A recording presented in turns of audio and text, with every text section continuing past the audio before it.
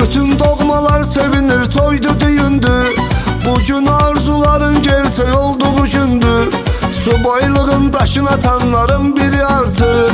Ahtırın attım seni xoşbəxtliyə dartır. Bugün dostumuz evlenir, mübarek olsun.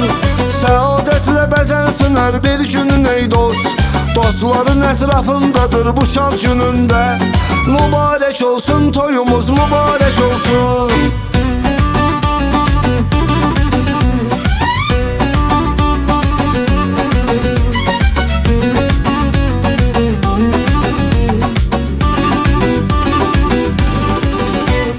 Vardı bu xoş günümüzə Allah'ın rizası. Doğmaların əzizlərin xeyir duası. Hər deyilən arzuya amin deyirik biz. Daima xoşbəxt olasız isteyirik biz. Bugün dostumuz evlenir, mübarek olsun. Səadətlə bəzənsin hər bir günün ey dost.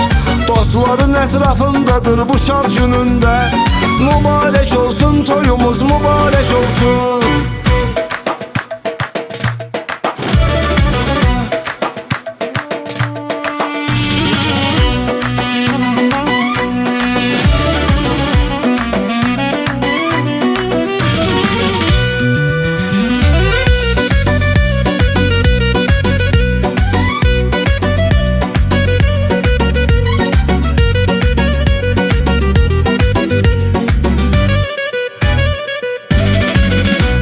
Bəy toyunda oynasa bolluq olar əlbət. Rəqs eləyən bəyimizi alqışlıya millət. Görüb həmin mənzərəni sevinə ürəyimiz. Dostlarıyla bir yerdə oynaya bəyimiz. Bugün dostumuz evlenir, mübarek olsun. Səadətlə bəzənsin hər bir günün ey dost. Dostların ətrafındadır bu şad günündə. Mübarek olsun, toyumuz mübarek olsun.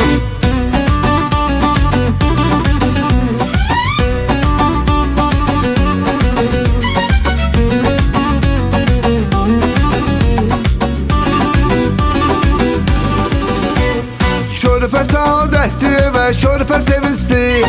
Valideyn üçün böyük əlbəttə sevinsdir. İnşallah siz olasınız oğullu qızdı. Hamı desin bəxti yazan nə gözəl yazdı. Bugün dostumuz evlenir, mübarek olsun. Səadətlə bəzənsin hər bir günün ey dost. Dostların ətrafındadır bu şad günündə. Mübarek olsun, toyumuz mübarek olsun.